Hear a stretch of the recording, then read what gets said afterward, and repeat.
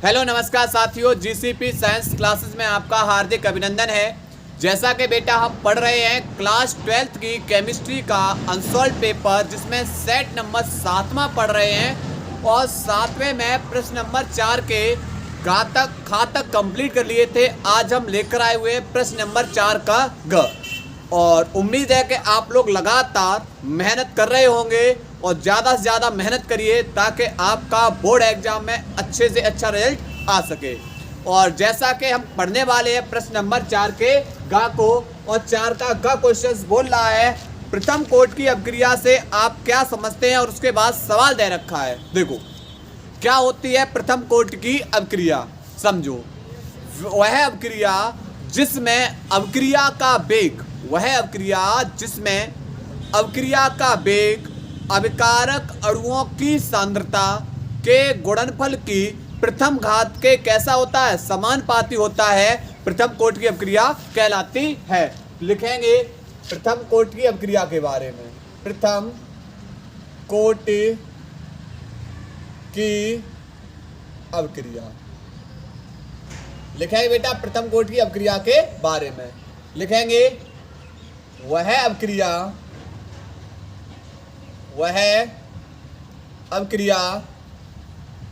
जिसमें अभिक्रिया का वेग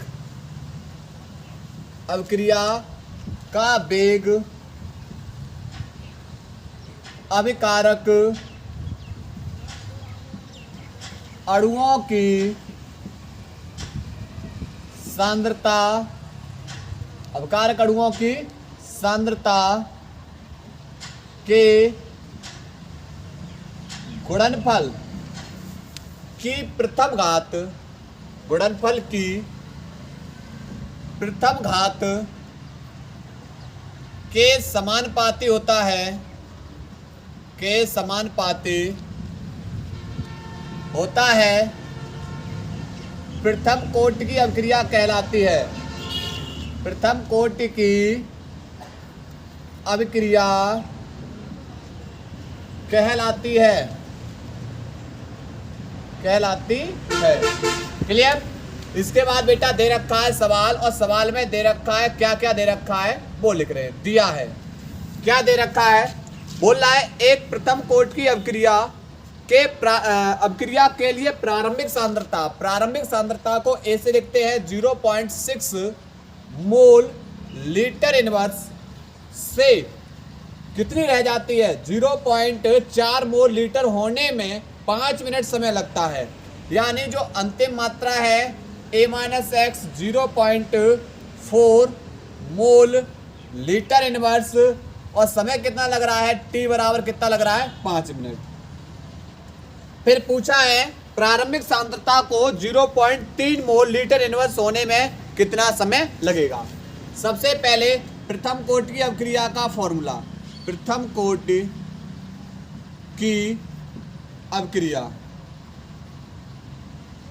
क्या है, फॉर्मूला है k बराबर 2.303 बटे t log 10 a/a-x, यानी 2.303 बट्टे टी का वैल्यू 5 मिनट, log 10 ए का वैल्यू है 0.6 बट्टे log a-x 0.4, दशमलव से दशमलव कैंसिल, 2 तिया 6 और 2 दूनी 4, अर्थात निकलेगा 2.303 बट्टे 5 log 10 3 बट्टे 2।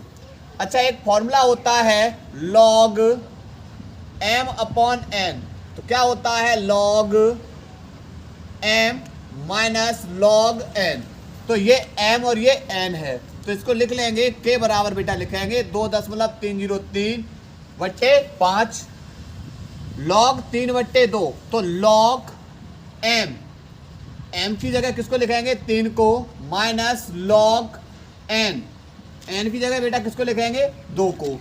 अब इनके मान लगा देंगे 2.303 बट्टे 5, और log 3 का वैल्यू है 0.771 माइनस 770 लिख देंगे, ठीक है, या 1 लगा दीजिए, माइनस log 2 का वैल्यू 3010। इसमें से इसे क्या कर देंगे, घटा देंगे। तो 0.4771 में से घटाएंगे 0.3010, तो 1671। तो 0. बचेगा कितना, 2.303 बट्टे 5 इंटू कितना है, ये है 0.1761। क्लियर। अब यहाँ से करना क्या है, ये हमने निकाल लिया के का मान। किसका मान निकाल लिया। इसके बाद बेटा यहाँ पर ये के का मान निकालने के बाद अब यहाँ पूछा गया है कि प्रारंभिक सांद्रता को, इस प्रारंभिक सांद्रता को, यानी प्रारंभिक सांद्रता कितनी है, 0.6 मोल है, मोल लीटर इनवर्स है, और इसको 0.3 mole litre, 0.3 mole litre inverse, यानी जो बची हुई मात्रा कितनी है, 0.3 मोल लीटर इनवर्स होने में कितना समय लगेगा। क्लियर। तो फिर से बेटा क्या करेंगे, फिर से लगाएंगे प्रथम कोटि की अभिक्रिया का फॉर्मूला। तो के बराबर होगा, के बराबर 2.303 बटे टी लॉग 10a/a-x। तो के का मान तो बेटा यहाँ देखो, इस के का मान यहाँ लगा देंगे, कितना है 2.303 बट्टे 5 इंटू 0.1761 बराबर 2.303 बट्टे टी लॉग 10। ए का वैल्यू कितना है 0.6 बट्टे a-x 0.3। दशमलव से दशमलव कैंसिल और 2 से 2 कैंसिल, 3 दूनी 6। क्लियर। इससे कट जाएगी ये वाली संख्या, ऊपर है कट जाएंगे, तो बचेगा 0.1761 बट्टे 5 बराबर, यहाँ पर बचेगा 1 बट्टे टी लॉग 10, और यहाँ कौन बचेगा, 3 दूनी 6, 2 बार कट गया 2, लॉग 2 का वैल्यू लगाएंगे तो 0.1761 बट्टे 5 बराबर 1 बट्टे टी, और लॉग का वैल्यू लगाएंगे तो 0.3010, लॉग 2 का वैल्यू 3010। ठीक है। टी को अब क्या करना है, हमें इस टी का मान निकालना है।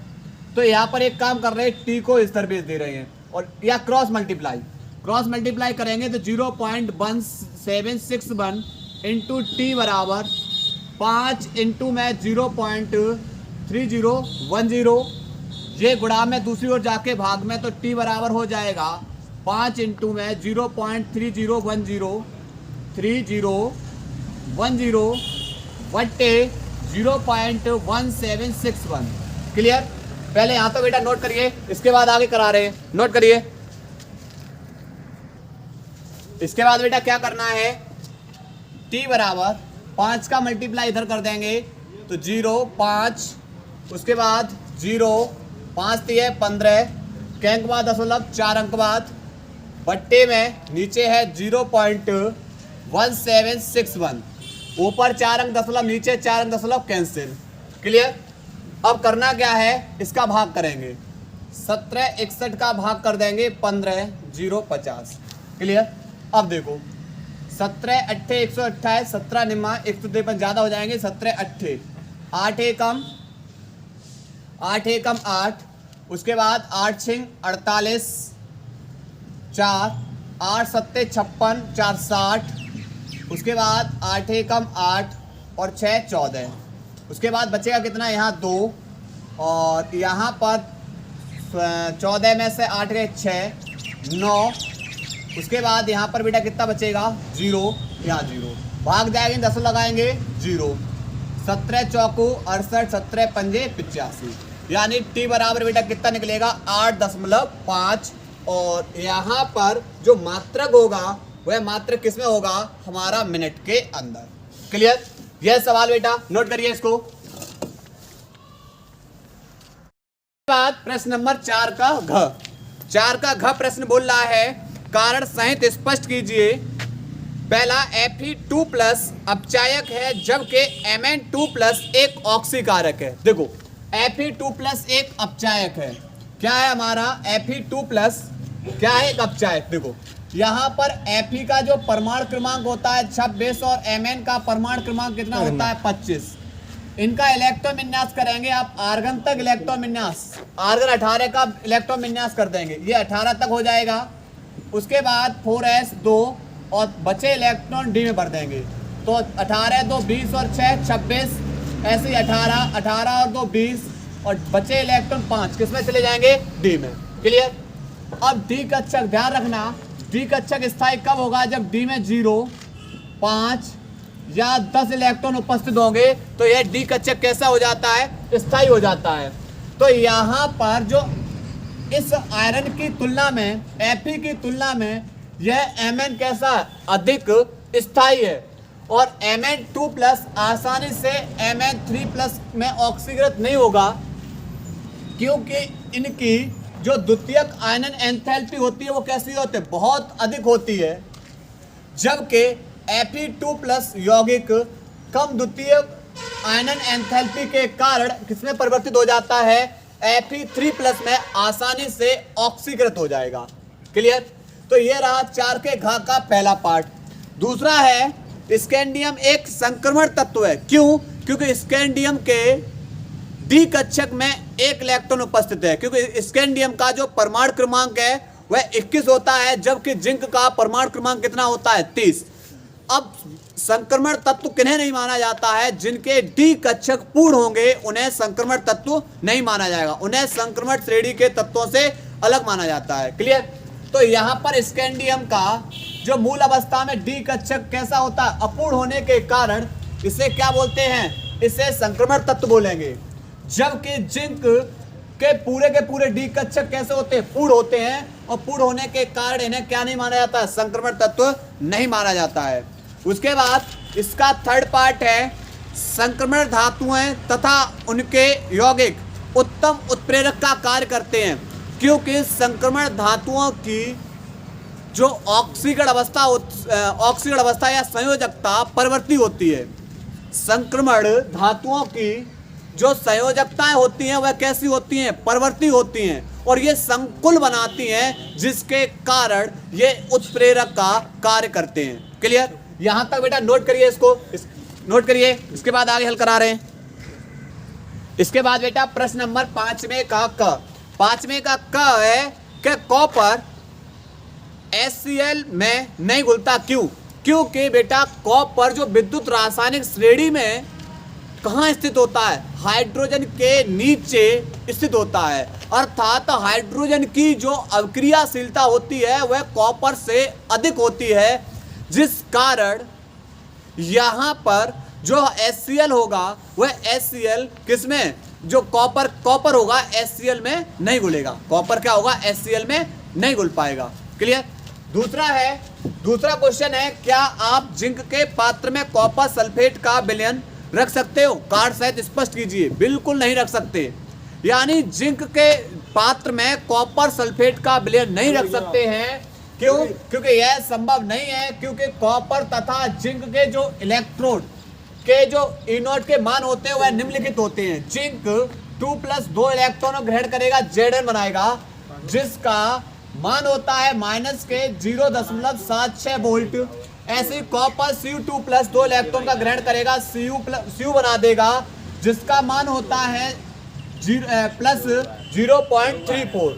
अब इसका मान ऋणात्मक है और इसका मान कैसा है, धनात्मक है, अर्थात जिंक क्या हो जाएगा, ऋणात्मक मान की वजह से यह प्रबल अपचायक हो जाएगा, और कॉपर अपने 2 इलेक्ट्रॉनों का फिर क्या करना पड़ेगा, त्याग करना पड़ेगा, और जब त्याग करेगा तो रेडॉक्स अभिक्रिया क्या हो जाती है, संपन्न हो जाएगी। अर्थात जिंक 2 इलेक्ट्रॉन का त्याग करेगा, कॉपर अपने 2 इलेक्ट्रॉन को क्या करेगा, ग्रहण करेगा, और क्या बना देगा, Cu।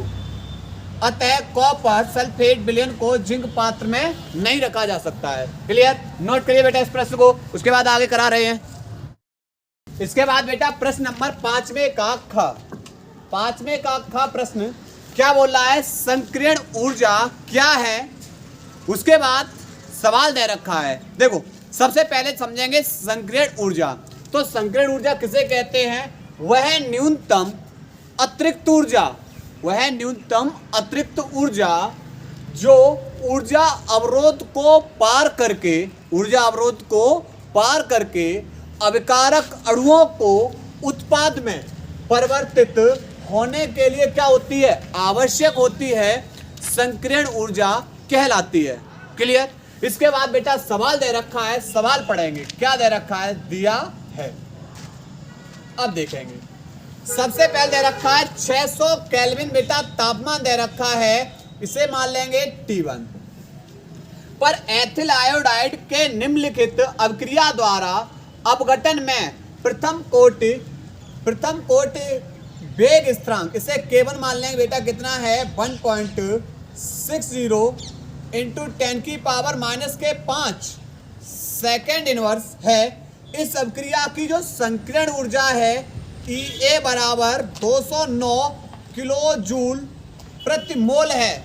अब बेटा यहाँ पर किलो को हम किस में बदलेंगे, जूल के अंदर बदलेंगे, तो 1 किलो में कितने होते हैं 1000, तो 1000 से गुणा करेंगे यानी 3 जीरो और बढ़ा देंगे, यह बदल जाएगा जूल प्रति मोल के अंदर। ठीक है। उसके बाद 700 यानी T2 बराबर दे रखा है 700 केल्विन पर अभिक्रिया यानी K2 वेग स्थिरांक की बेटा क्या करनी है, गणना करनी है। ठीक है। अब इस सवाल को करते हैं। देखो आर्हेनियस समीकरण से, आर्हेनियस समीकरण से क्या है आर्हेनियस समीकरण, तो आर्हेनियस समीकरण बेटा log 10 K2 बट्टे K1 बराबर EA बट्टे 2.303 R, उसके बाद 1/T1 माइनस के 1/T2। ठीक है। अच्छा इसको लिख सकते हैं log m/n को लिख सकते हैं log m minus log n, इस तरीके से लिख सकते हैं, बराबर EA संकीर्ण ऊर्जा बेटा दे रखी है कितनी 209,1230 बट्टे 2.303। उसके बाद R का वैल्यू लगाएंगे बेटा होता है 8.314, R का वैल्यू लिखेंगे बेटा होता है 8.314 joule mole inverse kelvin inverse. ये बेटा किसका वैल्यू हो गया, R का वैल्यू। उसके बाद कोष्टक के अंदर आ जाएंगे 1 बट्टे T1 का वैल्यू कितना है, T1 का वैल्यू 600 है, माइनस T2 का वैल्यू कितना है, माइनस T2 का वैल्यू 700, तो T2 जगह कितना लगा देंगे 700। ठीक है।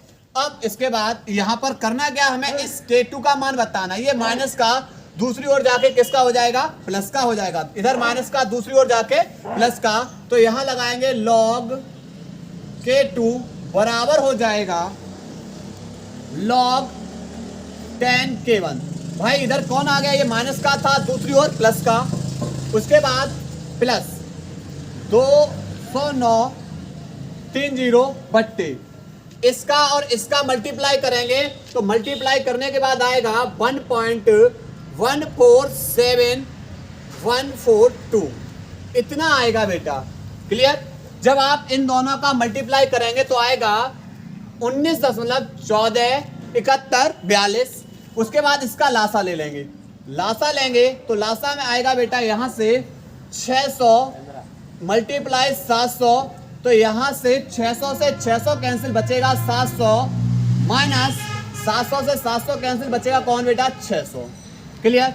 उसके बाद बेटा आप लगा देंगे log K1 का मान, K1 का मान कितना है, K1 का मान है 1.6 log 10, K1 का मान लगाएंगे 1.60 इंटू 10 की पावर -5, उसके बाद प्लस 209,123 बट्टे 19.1714 600 में से बेटा 700 में से 600 गया 100 बट्टे 6 सत्ते 42, 1 2 3 और 1 4, 1 2 से 2 जीरो कैंसिल। अच्छा इसे लिख सकते हैं log m इंटू में n, इसे क्या लिख सकते हैं बेटा log m इंटू में n, log 10 K2 बराबर इसे लिख सकते हैं log m इंटू में n, तो क्या होता है log m का वैल्यू है 1.60 प्लस log n का वैल्यू कितना है, n का वैल्यू 10 की पावर -5। क्लियर। m इंटू में n और n की जगह 10 की पावर -5 प्लस 209,123 बट्टे अब इनका बेटा क्या कर रहे हैं, इधर कर रहे हैं बेटा 4200 का मल्टीप्लाई कर देंगे इसके अंदर, तो यहां आ जाएगा 804 1 804 1 7 9, उसके बाद 9 6 4, उसके बाद यहाँ पर कितना है 2 जीरो, 42 का मल्टीप्लाई करेंगे तो 804 1 7 9 9 6 4, और उसके बाद 2 जीरो है तो 2 जीरो, के बाद 10 लगाना 1 2 3 4 5 6, तो 1 2 3 4 5 और 1 6, दशमलव यहाँ आ जाएगा। क्लियर। अब log 1 का वैल्यू बेटा लगभग में क्या मान लिया जाता है, 1 से अधिक है तो लगभग में बेटा इसका क्या मान लिया जाएगा 0, प्लस log m की पावर n, और m की पावर n होता है log m की पावर n, तो n आगे आ जाएगा तो n log m, तो n कौन है माइनस के 5 आगे आ जाएंगे, उसके बाद log 10 इंटू 10, ठीक है।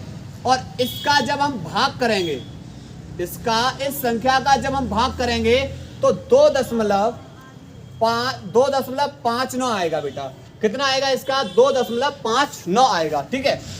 अच्छा log 10 की पावर 10, log 10 आधार बेस, तो यहां पर वैल्यू इसका कितना होता है log 10 आधार 10 का वैल्यू बेटा कितना होता है 1, तो ये 1 हो जाएगा प्लस माइनस माइनस के 5 प्लस 2.59 प्लस 2.59। अब क्या करेंगे, ये प्लस का ये माइनस की संख्या ज्यादा है तो घटा देंगे, 5 में से घटा देंगे 2.59, 2 जीरो ऊपर बढ़ा लो, घटाएंगे तो यहाँ आ जाएगा 1, यहाँ 9 में से 4, और यहाँ बचेगा बेटा यहाँ पर 4 में से 2 गया 2, 4 में से यहाँ पर गया 2 गया 2 बचेगा, तो यहाँ पर माइनस के ही आ जाएगा log 10 K2। इधर log दूसरी ओर जाएगा तो बेटा ये बदल जाएगा एंटी लॉग के अंदर, किसके अंदर बदल जाएगा एंटी लॉग, और ये मान है माइनस के 2.41। क्लियर। और इसका मान आएगा एंटी लॉग का मान, ये बदल जाएगा 6.36 गुणा 10 की पावर माइनस के 3 सेकंड के अंदर, ठीक है। ये सवाल रहा हमारा 5वें का ख, नोट करिए बेटा। के बाद प्रश्न नंबर 5वें का ग, 5वें का ग प्रश्न है, पहला है निकिल संकुल यौगिक है, निकिल कोष्टक के अंदर और H2O का होल 6 और इसके ऊपर 2+ आयन का विलयन हरा है, किंतु निकिल CN4 और कोष्टक के बाद 2- का विलयन रंगीन होता है, समझाइए। देखो सबसे पहले क्या करना है आपको, करना है निकिल का इलेक्ट्रॉन विन्यास, निकिल का क्या करना है इलेक्ट्रॉन विन्यास, और निकिल का परमाणु क्रमांक होता है 28। जब आप निकिल का इलेक्ट्रॉन विन्यास करेंगे 28 का, निकिल का इलेक्ट्रॉन विन्यास करेंगे 1s2 2s2 2p6 3s2 3p6 4s2 और 3d8, यानी इसके बाह्यतम कक्षक डी कक्षक में कितने इलेक्ट्रॉन उपस्थित होते हैं 8, और S में कितने होते हैं 2। पर यहाँ पर क्या करना है, अब इसकी निकालें, लेकिन इलेक्ट्रॉन विन्यास करें किसका, इसकी ऑक्सीजन संख्या का। इसकी ऑक्सीजन संख्या कितनी निकलेगी, तो देखो निकिल की निकालनी है, H2O उदासीन लिगेंड है 0 प्लस इसके बराबर में चार्ज है इसके ऊपर प्लस के 2, तो निकिल की जो ऑक्सीजन संख्या निकलेगी वो कितनी निकलेगी बेटा प्लस के 2, यानी निकिल पे प्लस का 2 कब आएगा, जब ये अपने बाह्यतम कोश से कितने इलेक्ट्रॉनों का त्याग करेगा 2। तो बाह्यतम कोश कौन सी संख्या है, चौथी संख्या, तो चौथी संख्या से जब इलेक्ट्रॉन को त्यागेगा तो यहाँ पर क्या हो जाएगा आपका 3d6, 4s में जब 2 इलेक्ट्रॉन त्याग देगा तो 4s में 0 इलेक्ट्रॉन रह जाएगा, और 3d बेटा कितना रहेगा 8। अब इसे क्या करेंगे डी कक्षक के अंदर भरेंगे, किसके अंदर भरेंगे 3d कक्षक के अंदर। डी कक्षक के अंदर कितने इलेक्ट्रॉन होते हैं, डी कक्षक के अंदर 10 इलेक्ट्रॉन भरे जा सकते हैं, पर है कितने 8, तो 1 2 3 4 5 6 7 और 1 8। उसके बाद कौन सा कक्षक आया था 4s, 4s में क्या है 0। अब करना क्या है, इसके अंदर हमें लेकर आना है, इन कक्षकों के अंदर भरना है लिगेंडों को। अब चूंकि ये हमारा H2O लिगेंड है, यह एक दुर्बल लिगेंड है, और दुर्बल लिगेंड इन अयुग्मित इलेक्ट्रॉन को युग्मित नहीं करेगा, दुर्बल लिगेंड अयुग्मित इलेक्ट्रॉनों को युग्मित नहीं करेगा और अयुग्मित इलेक्ट्रॉन के कारण यह किस गुण को प्रदर्शित करना शुरू कर देते हैं? यह रंगीन गुण को प्रदर्शित करना शुरू करेंगे। क्लियर? अर्थात क्या होगा, इसमें लिखा है कि निकिल 3D विन्यास के साथ साथ यह +2 ऑक्सीकरण अवस्था, भाई +2 ऑक्सीकरण अवस्था में अर्थात संकुल में 2 अयुग्मित इलेक्ट्रॉन है जो दुर्बल H2O, यहाँ पर 2 अयुग्मित इलेक्ट्रॉन है जो दुर्बल H2O की स्थिति में युग्मित नहीं होते, मतलब ये युग्मित नहीं होंगे क्योंकि यह एक दुर्बल लिगेंड है। अयुग्मित इलेक्ट्रॉन की उपस्थिति के कारण इसमें जो DD जो संक्रमण संभव है और DD जो संक्रमण है वह लाल प्रकाश अवशोषित करके हरा पूरक रंग उत्सर्जित करते हैं। भैया अयुग्मित इलेक्ट्रॉन किसको प्रदर्शित करेंगे? रंगीन गुण को। जबकि Cn क्या है? Cn एक प्रबल लिगेंड है और जब Cn एक प्रबल लिगेंड है तो बेटा करेगा क्या?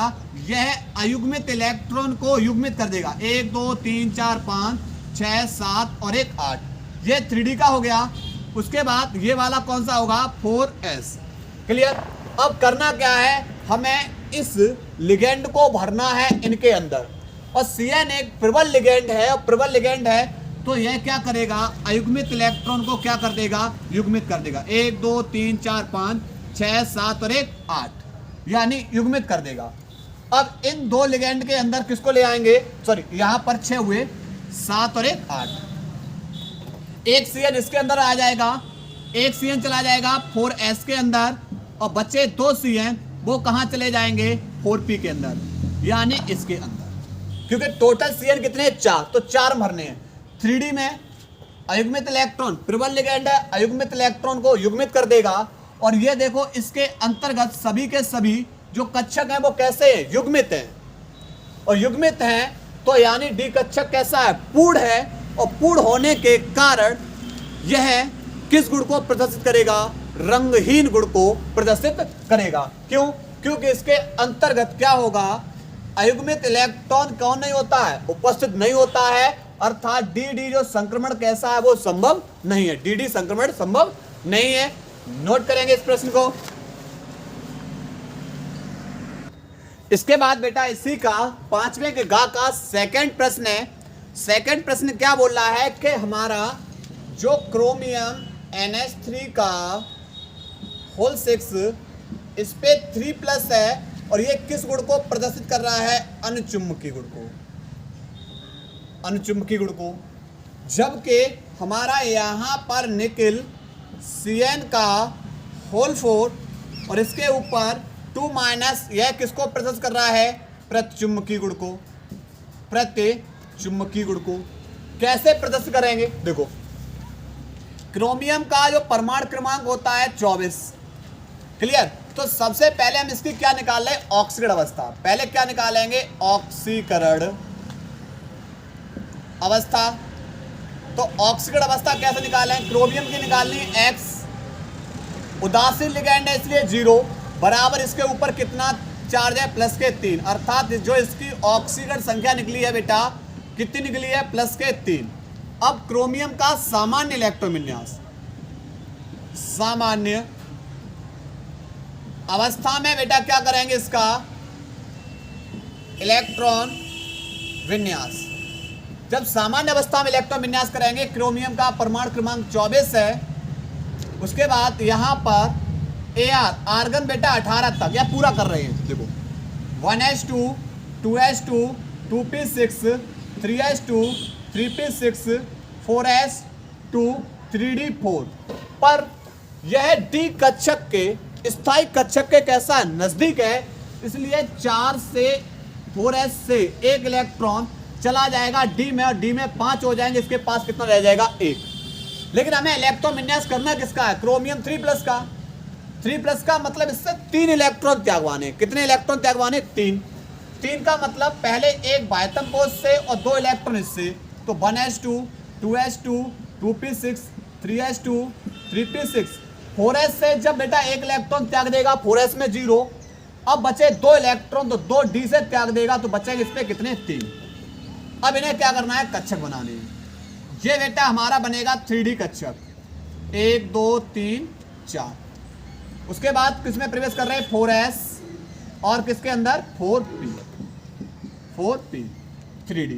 डी में कितने इलेक्ट्रॉन है 1, कितने इलेक्ट्रॉन बेटा 3, तो देखो 1 2 3।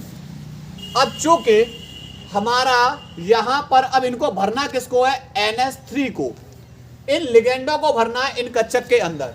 अब यह NH3 हमारा कैसा है, NH3 हमारा है दुर्बल लिगेंड, और दुर्बल लिगेंड है तो इलेक्ट्रॉनों को अयुग्मित नहीं करेगा। जब इलेक्ट्रॉनों को अयुग्मित नहीं करेगा,